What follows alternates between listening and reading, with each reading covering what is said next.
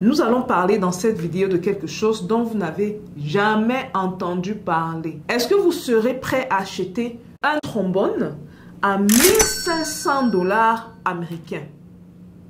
Non? Pourtant, ça se vend. Qu'est-ce qu'il y a de spécial sur le trombone en question? Combien est-ce que les gens font pour dépenser autant d'argent? Comment ça se fait qu'une compagnie puisse vendre un article aussi bénin pour beaucoup à ce prix? Mais surtout que cette compagnie puisse trouver des clients. On va parler de quelque chose de très spécial aujourd'hui. Stay tuned. Bonjour et bienvenue dans Parlons de Business. Alors ici on parle de quoi? On parle de business, on parle d'opportunités d'affaires, on parle d'argent, répète après moi, et on parle de tout ce qui peut faire grossir ton compte bancaire. Même de mindset. Si vous me découvrez dans cette vidéo, mon nom c'est Stéphanie Mbida, entrepreneur depuis l'âge de 9 ans, passionné par le business et experte dans la multiplication de l'argent. Je viens ici rappeler aux abonnés et aux non-abonnés que nous donnons présentement la possibilité aux gens de devenir membres. Nous sommes de plus en plus nombreux. Gardez également en tête que pour ceux qui joignent, surtout les membres or et diamant, vous avez de gros bénéfices. Vous avez des masterclass dont vous bénéficiez. Vous avez des sessions de coaching dont vous bénéficiez. On a eu notre première session samedi passé et déjà on voit beaucoup de valeur ajoutée. Beaucoup d'élèves ont appris des stratégies très avancées dans la vente, comment lancer son produit et j'en passe. Vous aurez également des vidéos dédiées juste à vous. Et bien sûr, je partage avec vous des affaires comme les stocks dans lesquels j'investis. Je vous donne accès au couloir de certains investissements. C'est pour vous remercier de l'attention. Et vous gagnez également, comme on dit, c'est une chaîne de business. On parle de business, c'est gagnant. Gagnant. Voilà. On va maintenant sauter dans le vif du sujet. Parce que là, on va parler ici de quelque chose de très intéressant. Où certains d'entre vous connaissez la marque de bijoux Tiffany & Co. Est-ce que vous saviez que Tiffany & Co vend le trombone à 1500 $? Ce qui est intéressant pour ceux qui vont pousser les recherches, c'est un article qui est assez rare sur le marché au point où que quand ils sortent cet article-là, ça sold out. Ça se vend à la vitesse de la lumière. Des marques par exemple comme Nike ou Apple ou Samsung, une des raisons pour lesquelles elles se démarquent, c'est à cause de leur branding. Donc on va parler d'un des aspects du branding, d'une des raisons pour lesquelles Tiffany & Co peut vendre un petit truc comme ça qui se vend très moins cher. Mais avant d'entrer dans le vif du sujet, parce qu'il faut que vous compreniez bien la comparaison des prix, je vous amène dans mon compte Amazon et on va se prêter un petit jeu. Donc ce qu'on va faire, je vous amène dans mon Amazon et vu que c'est en anglais, on va l'écrire en anglais. Ça veut dire simplement paperclip. Pourquoi ils ont séparé paperclip? C'est un mot d'habitude. Paperclip. On va faire ça. Voilà. OK. Voilà ça qui s'affiche ici. Je vais prendre un de mes outils favoris qui est Jungle Scout, qui est un outil que je garde avec moi en tout temps. Il devrait normalement apparaître là. On va attendre un peu. Parce que c'est le rappel qu'il y a beaucoup d'argent à se faire sur Amazon. Donc, le prix régulier, un trombone, mais c'est même pas un, ce sont des ensembles. Vous voyez, là, c'est 450 trombones. Là, c'est 20 boîtes de 100, dont 2000 au total. On va voir ce que ça donne. Là, vous allez vraiment faire la comparaison des deux, quoi. Alors, on va juste ranger par ordre décroissant de celui qui donne le plus d'argent. Wow! Mais j'ai négligé cette affaire-ci, hein? 520 000 $ le mois, les gars. OK? Non-skid paperclip. Mais c'est pas lui qui m'intéresse. 481. Dang! Darn! Comme dirait Cardi B. Darn! Mais franchement, sérieusement, là, il y a l'argent d'Amazon. Les gens ne réalisent pas à quel point. Les gens ne réalisent pas. Et c'est drôle quand les gens disent toujours que oh, Amazon, c'est mort. Amazon, c'est pas comme avant. Amazon, mais s'il vous plaît, là, s'il vous plaît. Regardez, lui, là, il a lancé en 2022. Ça fait à peine 2 ans.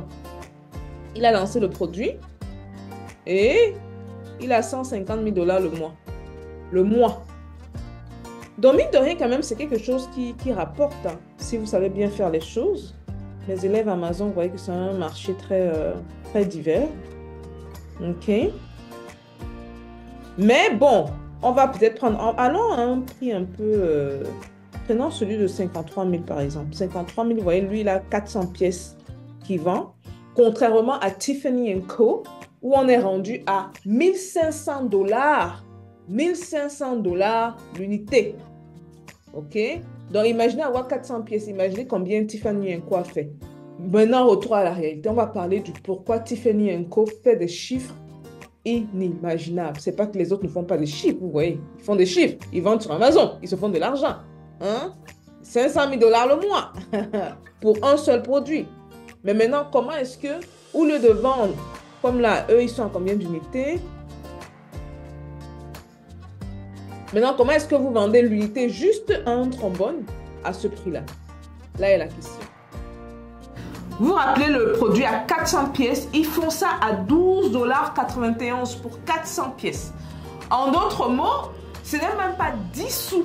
D'un côté, on a un vendeur Amazon qui te fait le trombone à bien moins de 10 sous l'unité.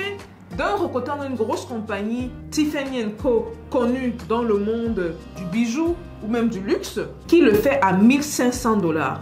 Elle est donc où la différence? Donc, on se comprend même déjà à la base que pour qu'un produit comme ça puisse coûter ce prix-là, il faudrait que ce soit une catégorie de personnes qui soit visée. On parle souvent du marché du luxe. Pour ce faire, Tiffany & Co a misé sur certains éléments. Le premier élément qui est le prestige et la marque. Tiffany & Co est connue autour du monde pour son histoire de luxe, de qualité et d'exclusivité. Acheter un trombone chez Tiffany & Co, c'est aussi acheter un symbole, un statut social. C'est un peu comme la plupart des gens qui achètent les iPhones. Vous savez que même souvent les iPhones, et comme je disais à mes élèves de l'école de l'entrepreneuriat, je leur ai montré mes deux téléphones parce que j'ai un iPhone, mais j'ai également un Samsung. Pour ceux qui ont les deux, vous savez pertinemment que le Samsung est plus performant et plus flexible que le iPhone. Le iPhone a ses avantages. On n'en disconvient pas. Mais sur le plan de vue de performance, des applications à télécharger, du fait peut-être que vous pouvez jongler d'une tâche à une autre, le Samsung est nettement supérieur. Mais il faut avouer que Apple a fait un excellent travail au niveau du branding. Au point où maintenant, quand les gens achètent même les appareils Apple, c'est pas à tout prix pour la performance. Je ne dis pas que Apple n'a pas une bonne performance. Au contraire, ils ont une très bonne performance. Mais il y a mieux. Okay? Donc, maintenant, la plupart des gens vont acheter les Apple téléphones, par exemple. C'est vrai que les MacBooks sont à un autre niveau. Mais on va plus acheter les Apple à cause du statut social. Et aussi, il y a d'autres avantages tels que la sécurité, comme c'est le cas pour moi. La sécurité d'avoir mes documents dans Apple versus avoir ça dans un Android. Donc, premièrement, gardez en tête marque et prestige. Deuxième élément, les matériaux de qualité qui, justement, justifient le prix. Vous imaginez vendre un truc comme ça. Bon, je n'ai rien contre ce truc-là. Mais vous imaginez vendre un truc comme ça, même à 500 dollars. Le matériel même, je ne sais pas. Ça se casse. Bon, en fait, ça fait le travail. Mais c'est juste que le prix n'est pas justifié. Et vous savez souvent que dans le marché du luxe, très souvent, il y a un lien direct avec la qualité du matériau. Dans le cas de Tiffany & Co, le trombone est fait en or, 18 carats d'or. Bon, ce que je trouve bas, parce que normalement, on devait aller à du 24. Mais ils ont choisi 18 carats. Et il y a un travail de fond qui a été effectué en arrière. Maintenant, j'entends certains dire, est-ce que pour faire ce truc-ci, c'est vraiment un travail de fond? Ce qui nous pousse au troisième point. Vous allez souvent vous rendre compte que tout ce qui est artistique, ok? En fait, vous ne pouvez pratiquement pas avoir un objet de luxe où on ne reconnaît pas de l'art. Donc c'est très rare, par exemple, de trouver des objets de luxe où on n'arrive pas à incorporer de l'art. Vous voyez par exemple le trombone, vous allez me dire, bon, elle essaie de justifier, je vous dis comment ça se passe. Pour qu'ils vendent et ils sold out. Donc, on va conceptualiser et on va rendre quelque chose de banal très élégant. Ça va vraiment au-delà de la conception de la trombone habituelle. Ok, je vous ai déjà dit, on vend un statut premièrement, on y met un matériau de qualité, mais on rajoute à ça de l'art. On vous vend quelque chose au-dessus du trombone. C'est une pièce de joaillerie symbolique qui représente de l'art. Okay, ça va vraiment au-delà de ça. Et ceux qui sont dans le marché du luxe vont bien comprendre. Ceux qui n'y sont pas vont débattre. Ils vont commencer à dire, oh, même 50 dollars pour ça, je ne paye pas. Vous voyez donc que vous n'êtes pas le client. Maintenant, si vous devez vous lancer dans ce marché-là, c'est important de comprendre qu'au niveau du branding, il y a certains aspects, il y a certaines choses qui vendent. Donc, quand vous vendez un trombone, comme je vous l'ai dit à date, certains clients vont se reconnaître dans ça. Maintenant, ce n'est pas n'importe quel client. On comprend. On comprend que ce sont les clients qui ont la hargne. Et beaucoup d'argent. Donc, on va également parler dans ce genre de cas-ci de rareté. Hein, parce que très souvent, les objets de luxe, ce sont des objets qui sont exclusifs et rares. Parce qu'on ne veut pas non plus que tout le monde ait un trombone en or. Ça a l'air banal ce que je dis, mais c'est un facteur super important dans la vente. L'exclusivité et la rareté. Ça donne une impression, je l'ai déjà dit, hein, d'exclusivité. Ça donne une impression de... Je suis une des 50 personnes autour du monde qui a un trombone de Tiffany & Co, par exemple. Ok? Maintenant, vous allez me dire que les super riches ont des problèmes. Moi, j'entends ça. Je vous dis comment on vend et comment ils font pour vendre. Vous voyez donc, à ces éléments-là, quand vous analysez le tout, vous réalisez que les caractéristiques dont je viens de parler font de ça plus un trombone. On n'est plus dans les trombones habituels. Tu vas prendre, tu vas mettre des papiers dessus et that's it. On est rendu dans quelque chose de symbolique, ok? Ça représente l'élégance et le luxe. Et on rajoute à ça un peu d'art. Ce qui justifie pour beaucoup son prix. C'est pour ça souvent je dis aux gens, vous ne réalisez même pas combien il est facile de vendre des produits de luxe à une certaine couche de la population. Donc ça vous donne une idée de comment vendre un objet bénin, banal, à un prix assez élevé. Laissez dans les commentaires ce que vous pensez de cette vidéo-ci, de si vous pourriez acheter un trombone, on ne sait jamais. Est-ce que vous pourriez acheter un trombone à 1500 $? Pourquoi pas? Sinon, est-ce que vous pourriez vendre donc un trombone à 1500 $? Je vous attends dans les commentaires et merci une fois de plus pour les nouveaux membres qui joignent. Il n'y a que des pépites qui sont dégagées depuis que vous avez joint. Et s'il vous plaît, gardez en tête, ce n'est que le début. Je dévoile certains aspects sur mes comptes, mes finances personnelles.